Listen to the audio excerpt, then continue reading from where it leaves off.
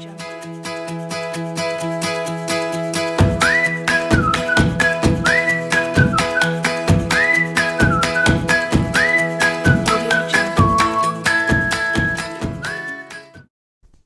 pagi, salam sejahtera bagi kita semua.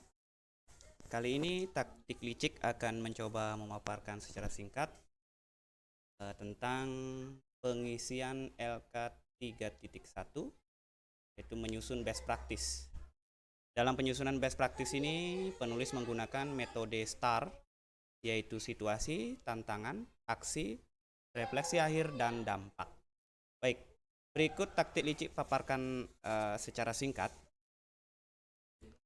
yaitu menggunakan metode STAR, yaitu lokasi di SMP Negeri 2 Latambaga di kelas 9A semester 1 tahun pelajaran 2022/2023. Lingkup pendidikan sekolah menengah pertama. Tujuan yang akan dicapai yaitu mengurangi prokrastinasi akademik peserta didik dalam kegiatan menulis. Penulisnya yaitu saya sendiri, IKD Agus Sunardi, SPD. Tanggal best practice yang saya buat yaitu tanggal 29 Agustus tahun 2022. Situasinya saya ambil pada LK 1.4, yaitu akar permasalahan yang ada di sekolah. Dalam hal ini yaitu dalam proses pembelajaran tahun sebelumnya masih menggunakan pembelajaran jarak jauh pada saat masih pandemi COVID-19. Tahun ini proses pembelajaran sudah dapat dilakukan dengan tatap muka.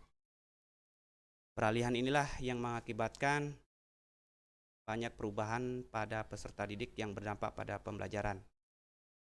Yaitu perubahan yang pertama, saat guru memberikan tugas, peserta didik cenderung menunda-nunda pekerjaannya. Dalam hal ini yang dikatakan adalah prokrastinasi akademik. Yang kedua, peserta didik sibuk dengan hal-hal lain yang lebih menarik dan kurang fokus dalam pembelajaran. 3. Peserta didik kurang percaya diri dalam mengemukakan pendapat. Dan yang terakhir yaitu keterampilan menulis peserta didik cenderung menurun. Baik, di sini penulis juga paparkan kondisi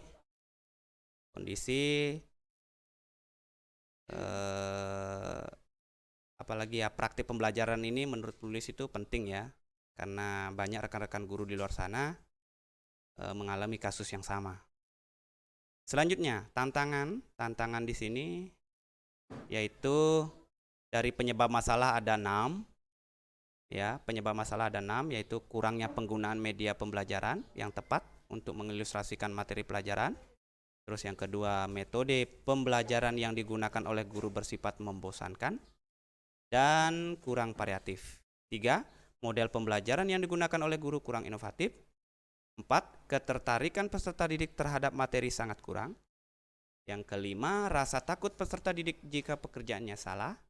Dan yang keenam, peserta didik cepat merasa lelah.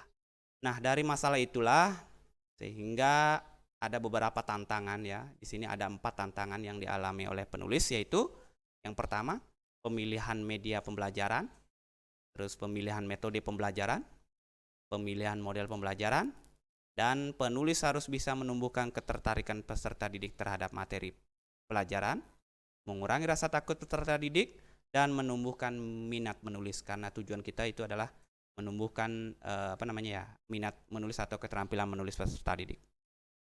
Setelah ada beberapa tantangan, dilanjutkan dengan aksi, yaitu aksinya di sini ada 4.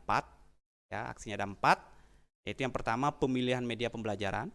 Di sini penulis memilih media pembelajaran berupa audiovisual, yaitu tayangan video, dikarenakan sejalan dengan karakter peserta didik di mana lebih menyenangkan melihat sesuatu yang nyata daripada harus mendengarkan penjelasan dari guru. Karena selama ini sebelum aksi ini dibuat, itu guru masih menggunakan metode konvensional yang dimana metode ceramah yang mendominasi. Yang kedua, pemilihan metode pembelajaran. Metode pembelajaran di sini penulis menggunakan itu metode eksperimen, diskusi, dan tanya jawab. Yang ketiga, pemilihan model pembelajaran menggunakan project based learning. Terus yang keempat, yaitu strategi yang digunakan, yaitu membuat perangkat pembelajaran dalam hal ini RPP yang berpusat dan sesuai dengan karakter peserta didik. Baik. Dari hasil aksi, refleksi hasil dan dampak, yaitu sangat signifikan ya, sangat efektif.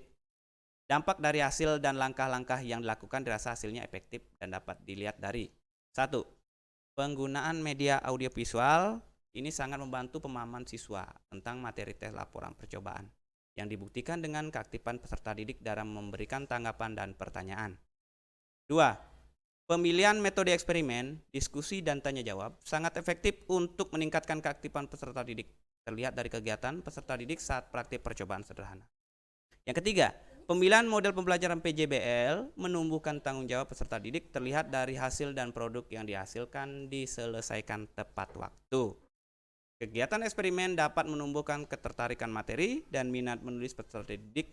Dibuktikan peserta didik mampu bekerja sama dalam percobaan dan menuangkan hasil percobaan tersebut ke dalam bentuk tulisan. Pembelajaran yang dapat diambil dari proses dan kegiatan yang sudah penulis lakukan adalah seyogyanya guru lebih kreatif dan inovatif dalam memilih metode, model, dan media pembelajaran untuk membuat proses belajar mengajar sesuai dengan yang diharapkan. Baik Bapak Ibu, inilah yang dapat saya sampaikan tentang best practice.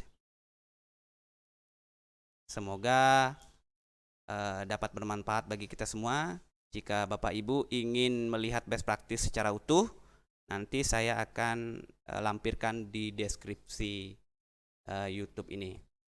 Jadi kurang lebihnya jika ada kata-kata saya salah, mohon dimaafkan.